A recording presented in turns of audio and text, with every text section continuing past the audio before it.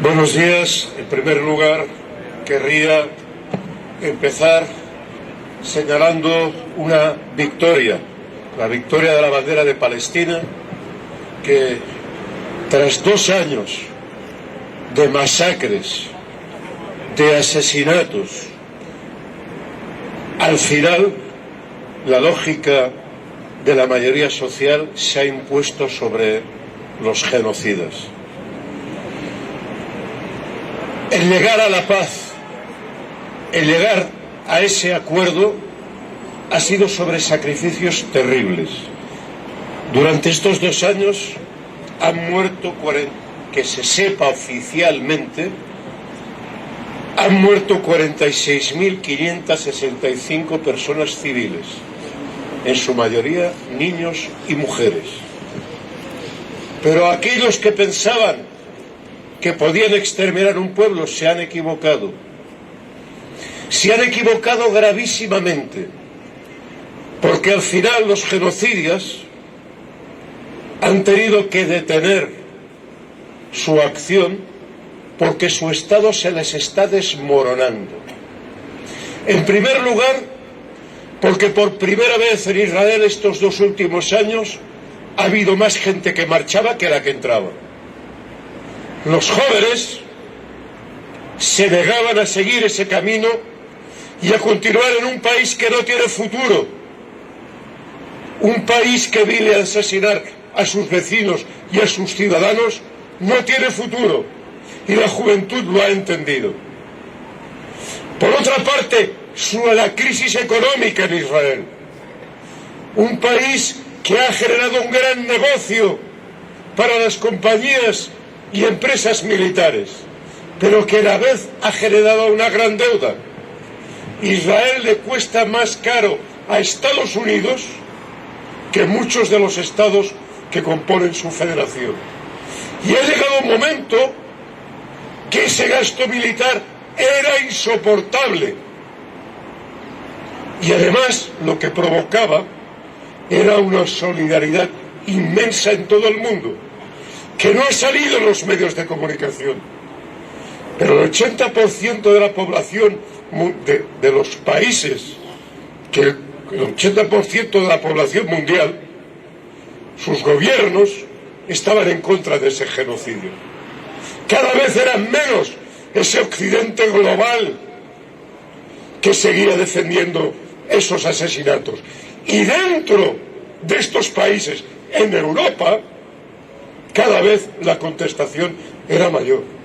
Recordemos que hace 2 años en Alemania estaba prohibido levantar la bandera palestina. Y la gente lo ha impuesto en la calle. La juventud ha ganado en esa movilización. Y COESPE ha contribuido en la medida de lo que ha sido posible, movilizándonos durante estos 2 años, hasta anteayer, participando en todas las movilizaciones que nos era posible para exigir el fin de esa barbarie.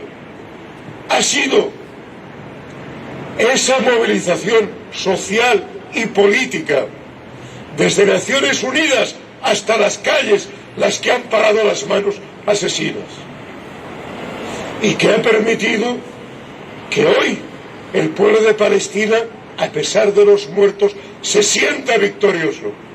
No lo veremos en los telediarios, las marchas, la inmensa alegría en Gaza, en Cisjordania, del pueblo de Palestina celebrando su costosísima victoria. Pero ahí está, aunque no salga en los telediarios. También hay otro elemento que hay que recordar, que es que cuando el secretario de Estado norteamericano presentaba el balance de su gobierno, hubo un periodista que tuvo el valor de decirle: tu balance será el de un genocida. Y se quedó verde, porque no están acostumbrados a que les digan la verdad a la cara. Y tuvieron que coger las guardias de seguridad y sacar a rastras a ese periodista que había tenido la valentía de decirle a la cara a ese cómplice de estos asesinatos que era un genocida. Y hay una parte positiva, y es que un periodista tuvo la valentía. Y hay una parte negativa. En esa rueda de prensa había más de 60 periodistas. Cuando vemos lo que estaba ocurriendo en la sala, vemos a un montón de periodistas que miran al suelo, que se sienten avergonzados por no tener la valentía de decir lo que mucha gente pensaba, pero que tienen el miedo a perder el puesto de trabajo, que tienen miedo a destacarse demasiado, porque ya se sabe quién manda en los medios de comunicación occidentales. No es la verdad, es la falsedad repetida una y otra vez. Aunque aparezca un valiente que tenga la valentía, la gallardía de decirle a los asesinos que son asesinos. Y que seguramente, no ahora lo pasará mal, pero dentro de 10 o 20 años será recordado como la persona que tuvo la valentía de levantarse. Como en esa fotografía famosa de Hitler hablando en una fábrica y un trabajador que tiene la valentía de negarse a levantar el brazo. Entre miles y miles de personas hubo uno que tuvo valentía. No nos acordamos de los otros miles, de los cobardes, de los que tenían miedo al poder. Nos acordamos del que no levantó el brazo, del que cantó las verdades, del barquero. El poder económico intoxica repetidamente la información, continuadamente. Mirad, ayer estaba mirando el Prime Video, documental, las pensiones en España, ni seguridad ni social. Ya os podéis imaginar quién ha financiado este documental.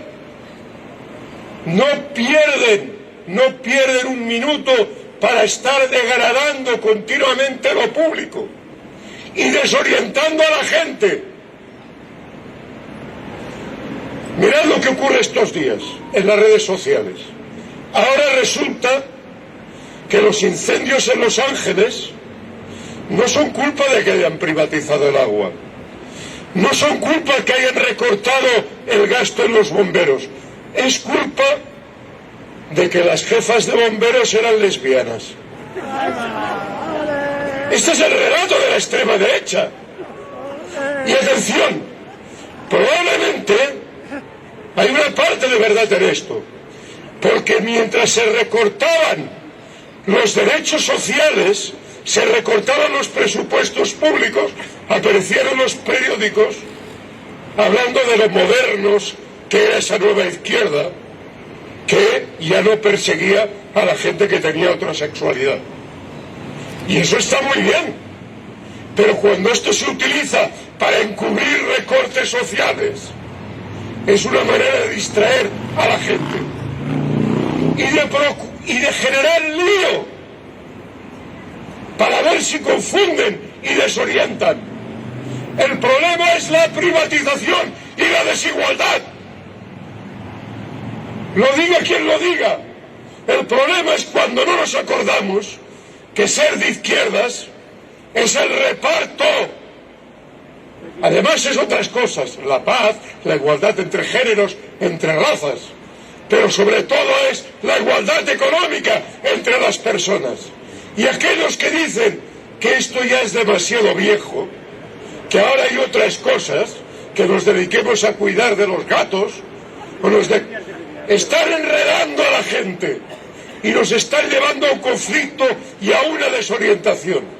Y esa misma extrema derecha está explicando ahora mismo en las redes que el problema de que España vaya mal es que nos gobiernan los comunistas. Lo están diciendo con todo el cinismo Claro, es difícil a cierta gente engañarla, pero a nuestros jóvenes que no tienen experiencia se les desorienta. Estos días comentaba la película que recuerda el gesto de Manuel Vital cogiendo el 47 y secuestrando el autobús. Manuel Vital, en lo poco que sale en la película, sale para explicar que lo único que le quedaba de su padre era su reloj, que se lo había dado antes que los falangistas lo fusilaran, delante de él. A Manuel Vital, cuando era joven, nadie le podía explicar que el franquismo era estupendo, porque lo había vivido con sus ojos. Pero cuidado, a los jóvenes de hoy, que les dicen, no tenéis trabajo porque gobiernan los comunistas, no tenéis trabajo porque esto con Franco no pasaba. Claro, no se cuenta que Franco provocó una guerra civil, la provocó él, luego se mataron unos y otros, pero quien desencadenó la guerra tiene la responsabilidad de todas las muertes, y por eso es importante recordar la memoria. Pero es más, no acabó ahí la cosa. En el año 39, cuando acabó la guerra, Franco tenía una enorme deuda con Alemania y se pagó con comida, con la comida que no tenía el pueblo español. Y vino el piojo verde, y vino la hambre terrible, que Franco decía que era por culpa de las lluvias, la pertinaz sequía. ¿No tenía Dios de su lado? ¿Cómo había cambiado el clima durante esos 10 años que duró el hambre en España? Y de eso no se habla, ni en los libros, ni en los institutos. Y se distorsiona, y se genera el cuento de que fijar lo mal que estáis, porque esos rojos ponen demasiados impuestos. Y eso lo promueven fondos de inversión y bancos que este año han tenido más beneficios que nunca, porque este gobierno ha sido incapaz de cambiar la fiscalidad. Y al contrario, como se ha explicado aquí en el comunicado de COESPE, no solo no fiscaliza sobre los que están ganando muchísimo dinero, sino que les entrega parte de las pensiones.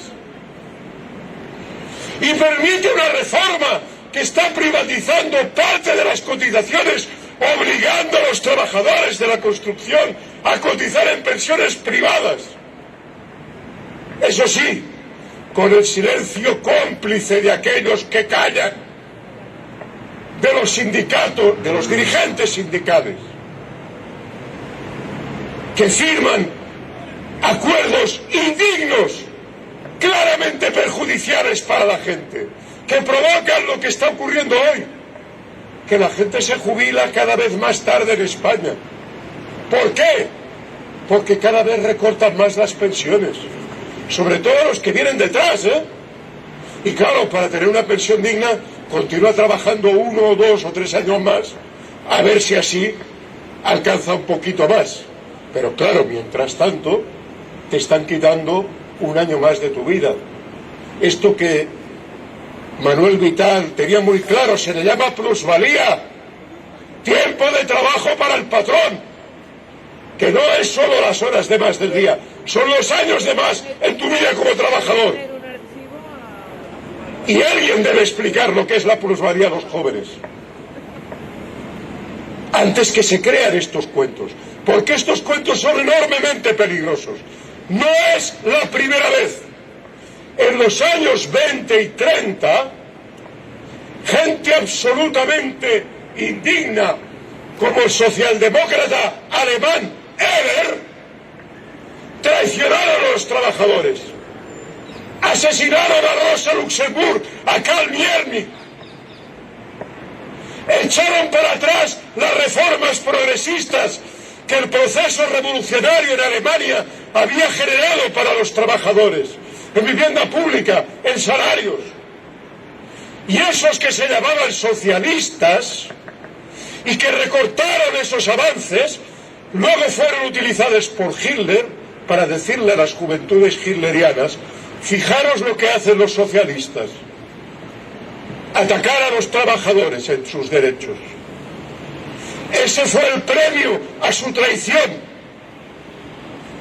porque detrás del asesinato de Karl Liebknecht, de los espartaquistas, al final los hitlerianos también asesinaron a los socialistas y destruyeron a esos sindicatos que se habían vendido y enviaron a sus dirigentes a los campos de concentración. No sé si les llamaban comegambas o las cosas que dice ahora la extrema derecha sobre los sindicalistas. Pero mirad, si no están al lado del pueblo, se van a encontrar en esta misma tesitura, porque la mentira avanza, el terraplanismo, mentiras enormes, a las cuales la gente se resiste como puede. Políticos que llegan diciendo que al día siguiente de llegar ellos a la presidencia de Estados Unidos se va a acabar la guerra. Pues lo vamos a ver si hay narices de enfrentarse al complejo militar industrial o simplemente ha sido un engaño más. Pero no debemos desesperarnos. Ayer en Washington la marcha del pueblo agrupó a más de 500 000 de personas que exigían subidas de salarios, exigían bajar el gasto militar, la retirada de los ejércitos imperialistas norteamericanos de medio mundo y ponerse a desarrollar el país para parar incendios, para hacer carreteras, para construir trenes que no tienen ni una línea de alta velocidad, para desarrollar el país y crear empleo, para integrar al 15% de la población norteamericana que vive sin papeles y sin derechos, teóricamente en el paraíso de Occidente. Paraíso de Occidente, que es el país que tiene más gente en prisión. En España tenemos del orden de 160 por 100.000. En Estados Unidos tienen casi 800 personas por cada 100.000. El paraíso de la libertad es donde más gente hay en prisión en el mundo.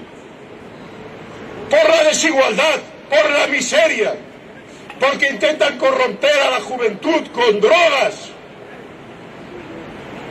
y la sitúan en simplemente una ruptura social en que cada uno vaya por su cuenta a ver si sobrevive robando al otro. Eso no permite construir sociedad. Rompen las comunidades, rompen la solidaridad entre generaciones, pero a la vez rompen profundamente su sociedad. Y es esa sociedad la que ayer salía solo en Washington 500 000 de personas y en muchísimas otras ciudades de Estados Unidos pidiendo no que vuelva Biden, pidiendo otra política, porque la gente no es imbécil, la gente sabe que donde hay derechos para la gente hay menos derechos para los oligarcas, para los fondos de inversión, propietarios de las industrias de armamento, propietarios de las pensiones privadas, propietarios de la especulación inmobiliaria que en Estados Unidos arroja a miles y miles de familias a vivir en la calle. Y eso es lo que nos debe dar esperanza, como también nos da esperanza las movilizaciones que han habido en Bélgica esta semana en contra de la privatización de las pensiones, que no han salido en los telediarios.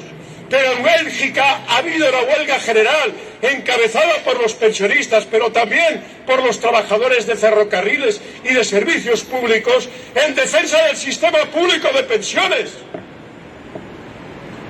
¿Y cómo es que no informan de esto? ¿Y cómo es que los sindicatos que están en la misma coordinadora sindical europea no explican en España lo que están haciendo sus compañeros en Bélgica y los dejan solos? Y vemos cómo sigue la movilización en Francia, con un presidente ilegítimo que no tiene ni el 5% de los votos, pero eso sí, que sigue imponiendo la privatización de las pensiones y sus recortes, porque sirven a quien sirven, sirven a los oligarcas, a los financieros. Y cuando resulta que hay alguien que gana las elecciones con otro discurso, entonces se dice que no ha ganado, que se han hecho trampas, que hay que repetir las elecciones. Frente a todo ello, nos queda la movilización. Se nos exige la movilización, recuperar la memoria histórica, dirigirnos a los jóvenes, porque a nosotros se nos está acabando la cuerda, pero ellos tienen toda la vida por delante, que la pueden vivir con dignidad o la pueden vivir con guerras, miseria, genocidios. En parte va a depender de ellos que sigan en la lucha, que aquellos jóvenes que se han movilizado por Palestina sigan ahora movilizándose por la vivienda, sigan movilizándose en defensa de la sanidad y sigan movilizándose en defensa de condiciones dignas de trabajo para todos y todas. En esta esperanza vamos a seguir luchando como Pepe Mújica hasta el final y con las botas puestas. Gobierne quien gobierne, las pensiones se defienden.